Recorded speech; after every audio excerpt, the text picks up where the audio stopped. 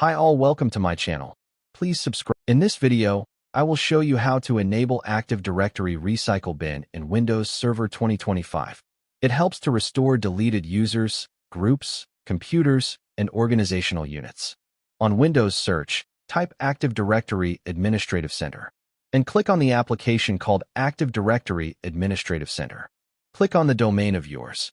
Here I am selecting Allen One Life domain. You will be able to see all objects on the view. On the right side task view, you will be able to see the option Enable Recycle Bin. Click on the option Enable Recycle Bin from the right side. The window will appear for the confirmation to agree enabling it. Once we enabled it, we can't disable it later. Once we agree the terms, it will enable the Receive bin for the forest level. The Recycle bin will be replicated to all other domain controllers in the forest. I have refreshed the page, and we can see new OU got created called Deleted Objects.